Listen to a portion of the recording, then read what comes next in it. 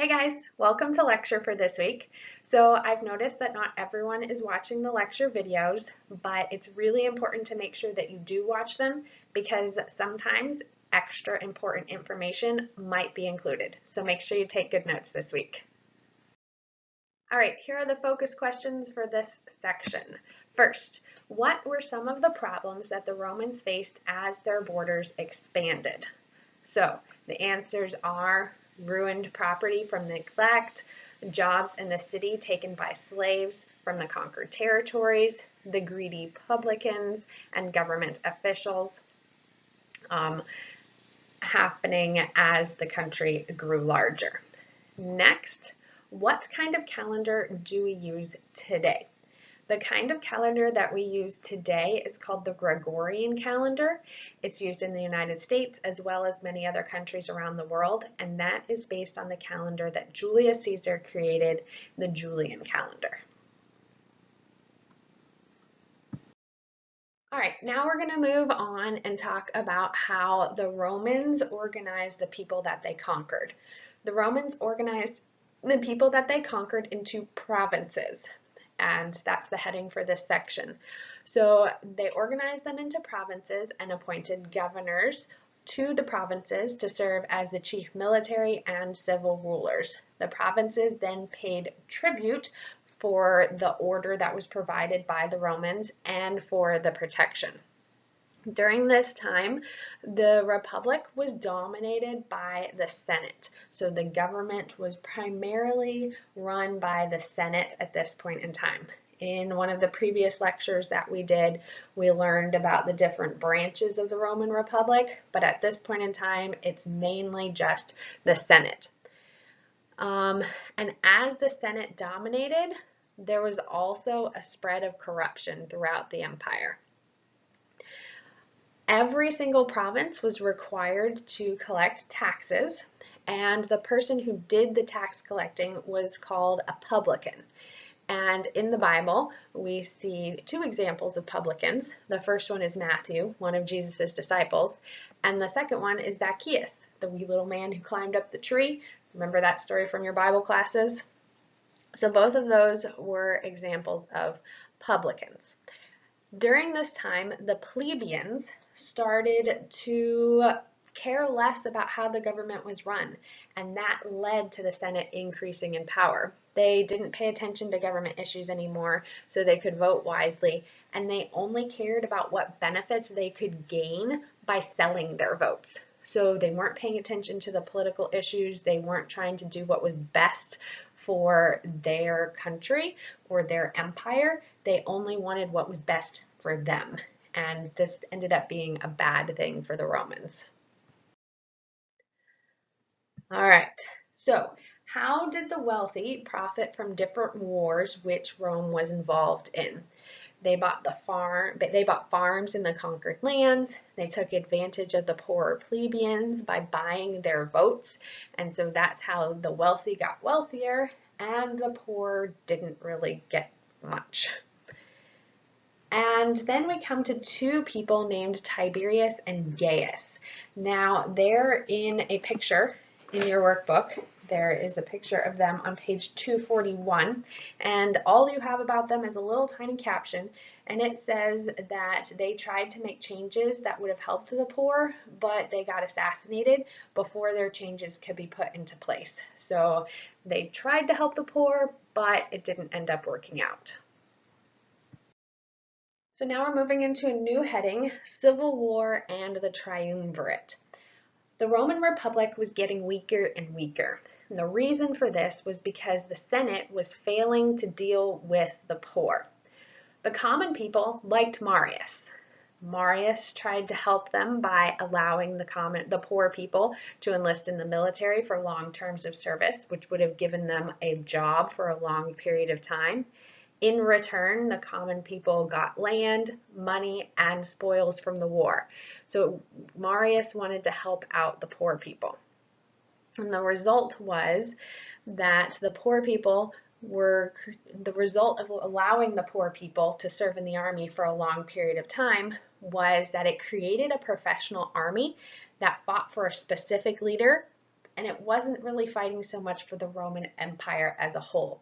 The soldiers in the army were loyal to their one commander. So then war broke out in Asia Minor. And the Senate appointed a man named Sulla to lead the army at that point in time. But the tribal assembly, if you remember back to one of our previous lectures, the tribal assembly was run by the plebeians. So they were the poorer people, and they did not agree with Sulla getting appointed to lead the army.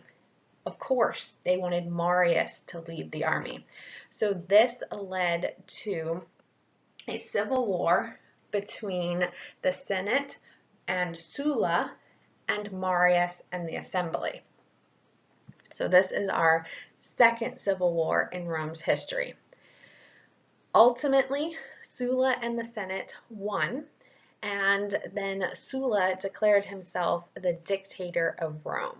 He reorganized the Roman government, but then he stepped down after he was done. So we have Sulla declaring himself a dictator. He was dictator for a short period of time, tried to fix the problems that were going on in the Roman government, and then he stepped down. After Sulla stepped down, then we have something called the Triumvirate rising into power. Now, a triumvirate means that we have three people who are trying to rule together. So we have Crassus, Pompey, and Julius Caesar, and this is the first triumvirate that we see in the Roman Empire. So you need to know what each of these three men was famous for. So first, we have Crassus. He was a wealthy military leader who had defeated a slave revolt. So Crassus, wealthy military leader, defeated a slave revolt. Crassus, wealthy military leader, defeated a slave revolt. Pause if you need to write that down. Next, we have Pompey, and he was famous because he had turned Asia Minor, Syria, and Palestine into Roman provinces. And he had also kicked pirates out of the Mediterranean Sea. So Pompey, he was a military leader, and he turned Asia Minor, Syria, and Palestine into Roman provinces, and he got the pirates out of the Mediterranean Sea. So one more time, Pompey, Asia Minor, Syria, and Palestine into Roman provinces, and he kicked the pirates out of the Mediterranean Sea. So now we come to Julius Caesar. He was a wise politician who could sway the common people to do what he wanted them to do. He was also a military leader. So we have Julius Caesar, wise politician and military leader who could sway the common people to do what he wanted them to do. So wise politician, military leader, the common people liked Julius Caesar. And together they created the Triumvirate, but the Triumvirate was not successful because Caesar ended up dominating. So when the Triumvirate was created, Caesar was appointed the governor of Gaul, which is where modern-day France is located, and he trained up a loyal army and led many campaigns. Crassus ended up dying in the war happening in Asia, and Pompey became jealous of Caesar's strength and popularity and eventually sided with the Senate against Julius Caesar. But Julius Caesar was super popular, and eventually he ended up becoming dictator of Rome, and he will become the first Caesar. All right, quick little review of the pages that we've covered so far. Why did the common people like Marius? They liked Marius because he tried to help them. Second, what was unusual about Sulla's dictatorship? Once he had once he had completed the reforms that he wanted to complete, he stepped down. That's very unusual. Normally, when someone gains power, they want to keep the power for as long as possible. And last, what did Caesar accomplish for the people of Rome? He made many reforms in the government that ended up helping the people. All right, now we are moving into the dictatorship of Julius Caesar. So initially, Julius Caesar was only supposed to be the dictator of Rome for 10 years. But like we had said on the previous slide, once someone gets power, they usually try and keep it for as long as possible. Julius Caesar ended up changing it so that he became dictator for life. He had many accomplishments as the dictator. He limited the power of the Senate. He granted citizenship and representation to the conquered people. He promoted colonization. He wanted schools and libraries to be increased. He did public works type things, which means he created more roads and bridges and things like sewers. And he also improved the calendar. But what happened on the Ides of March 44 BC? This is a significant date because this is the day that Julius Caesar was assassinated. He went to the Senate like he normally did, and the senators attacked him. They stabbed him with knives and he was killed. So the Ides of March, which is March 15th, is the day that Julius Caesar was assassinated. March 15th, Ides of March, 44 BC, Julius Caesar was assassinated. And this led to the third civil war of the Roman Empire, and it was between Mark Antony and Octavian. And the goal was to figure out who was going to take over now that Julius Caesar was gone. So you need to know who these two people were. First, Octavian. Octavian was Caesar's nephew and his adopted son. So Octavian, Julius Caesar's nephew and adopted son. Octavian, Caesar's nephew and adopted son. Mark Antony was one of Caesar's generals. Mark Antony, one of the generals who served under Julius Caesar. Mark Antony, one of Caesar's generals. So at first, they tried to work together and rule together. But just like we saw with the Triumvirate, how it didn't work out, this didn't work out either. They couldn't share power and they couldn't rule Rome together. So in 31 BC, the Battle of Actium happened. Antony was defeated by Octavian, and Octavian took over and took the name Augustus Caesar, or Caesar Augustus, and he became the next emperor of Rome. All right, so one cool thing that I thought you might like to know about me is that I actually took Latin in high school. And Latin was the language that the ancient Romans spoke. So you might want to write that down. Miss Peralta took Latin in high school. I took Latin in high school. So now let's move on to our review of page 244. How was Caesar's dictatorship different from Sulla? Sulla stepped down when he was done being dictator.